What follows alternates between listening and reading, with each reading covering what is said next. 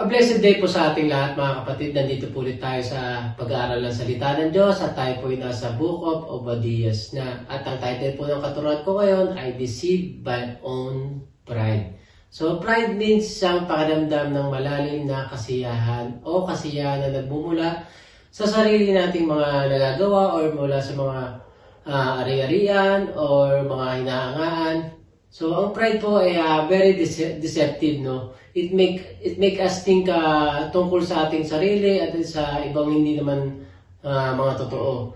So sabi po ni Jesus na ang pride ay isa sa mga maraming masasamang bagay na nagmumula sa loob at nagpaparumi sa isang tao.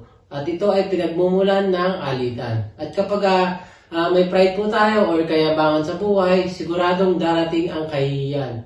Kagaya ng story natin ngayon na matatagpuan sa Book of Obadiah. At ito po ang pinaka-shortest book o sa Old Testament, no? Dahil sa isang chapter lang po ito, ay akin lang to, solo ko. So, tayo po ay nasa chapter 1, verses 1 to 21, no, ng Obadiah, no? Pero bago po lahat, gusto ko lang pong ikwento ng maikli kung sino si Obadiah.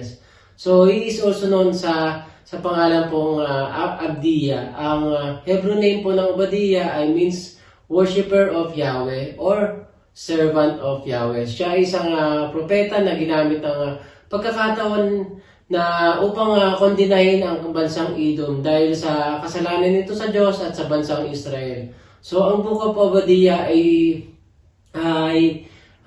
based on a prophetic vision concerning the fall of Edom. Ito ay isang mountain-dwelling nation na ang founding father nito ay si Esau. So ang mga Edomites ay mga descendants of ni Esau at ang mga Israelites naman ay mga descendants ng kanyang twin brother na si Jacob.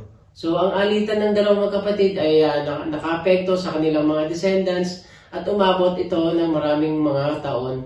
At dahil sa division na ito ay pinagbawalan ng mga Edomites ang mga taga-Israel na tumawid sa kanilang lupain noong panahon ng mga Israelites. So, sabi sa Obadiah chapter 1 verse 3, no? The pride and arrogance of your heart have deceived you. You will live in the cleft and lofty security of the rock, whose dwelling place is high, who say boastfully in your heart, who will bring me down unto earth. So, ito ang vision ni Obadiah na nireveal ni Lord para sa lupain ng Edom, no? Dahil sa kanilang pride ay ito ang mga sasapitin nila. So, number 1 po, ransack. Ito po yung dumadaan ka sa isang lugar para sa pagnanakaw ng mga bagay at nagdudulot ng mga pinsala. So, sabi po sa Obadiah chapter 1:6, how Esau shall be ransacked by men who come to ravish with divine approval. How his hidden treasure shall be searched out. So, yung pangalawa po, denounce. It means ipahayag sa publiko na mali or masama. Sabi sa Obadiah 1:10, because of the violence you did against your brother Jacob, shame shall cover you completely, and you shall be cut off forever. So, dahil po sa pagmamulupit ng mga taga-Edom, sa mga Israelita at sila ilalagay ng Panginoon sa kahiyan at lilipunin sila ng mga magpakailanman. So number 3 po, destroyed. So sabi sa Obadiah 1:7, all your allies will turn against you. They will help you to chase you from your land. They will promise you peace while plotting to deceive and destroy you. Your trusted friends will set traps for you and you won't even know about it. So dito po meron pong mga dapat tayong hindi gawin, no? Unang-una po, do not gaze and gloat over the misfortunes of others. So sabi po sa 1, so wag po tayong matutuwa sa masamang kapalaran na sinapit ng iba, no? Kaaway man natin yan, masama man yan, or lahat ng lalo na sa mga kaibigan natin, sa pamilya natin or lingkod ng Panginoon. Yung iba kasi ngayon kapag may mga nangyaring masama dun sa mga ibang tao, no, minsan sasabihin nila, buti nga sa'yo. Ganyan ka kasi, mayabang ka. So dapat imbis na magsalita tayo ng masasama sa kanila, no, dapat panalangin natin sila sa Panginoon na tapos ang Panginoon na ang bahala sa kanila. Huwag nating hintayin na ibalik ng Panginoon sa atin yung masasamang nangyari sa iba, no. So unang pangalawa po, do not take advantage.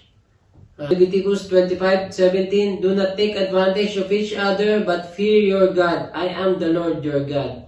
So, huwag po natin pagsamantalaan na ang mga mahina at mahirap na lalong ikalulubog nila. No? Gusto ng Panginoon na maging makatarungan tayo at mahabagin. Dapat mas tulungan pa natin sila na umangat sa kanilang buhay, hindi yung sasamantalin pa natin yung kahinaan nila. Dapat magkaroon tayo ng takot sa Diyos at siyang lumikha sa lahat natin, sa atin, no?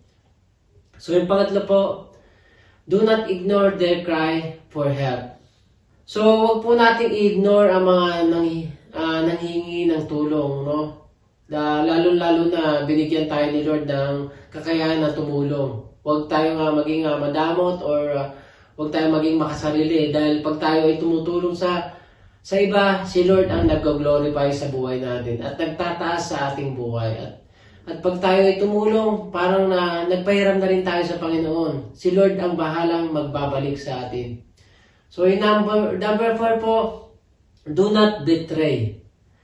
So sa panahon natin kasi ngayon na maraming hudas sa paligid, no? Hindi ito pinagkakatiwalaan mo pero ilalaglag ka rin naman pala sa huli. So wag po natin silang tularan, maging tapat tayo. Una sa lahat sa Panginoon, wag natin siyang tatalikuran kahit na nahirapan tayo sa dami ng ating mga ginagawa. Yung iba kasi pag marami nang kailangan gawin sa buhay, no?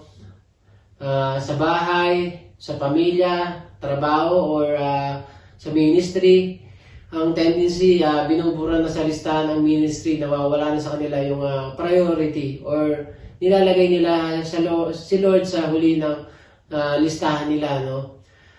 Listahan ng priorities nila na maling-mali po yun or pinagpapalit na si Lord o sa salapi gaya ng ginagawa ni Judas.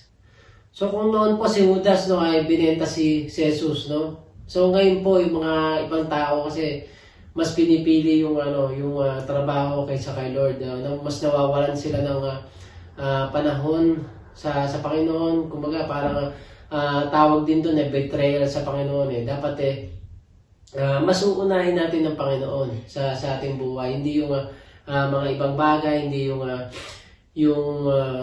mas makamundong bagay. Huwag nating talikuran ng Panginoon, no? Bagkus mas magpatuloy pa tayong manampalataya sa Kanya, mas piliin natin siya sa lahat ng oras at mas unahin natin siya sa lahat ng oras. So, ang conclusion ko po, so we need to reject po lahat ng klase ng pride at lumakad tayo nang may magpagpakumbaba sa Panginoon. Dapat magkaroon tayo ng pag-ibig sa Kanya, imbis na galit at inggit ang pairalin natin. Dahil dito po yung nabubuo yung pride sa ating buhay, no? So, ito lang po ang maituturo ko ngayon. Naway may natutunan kayo. God bless you all.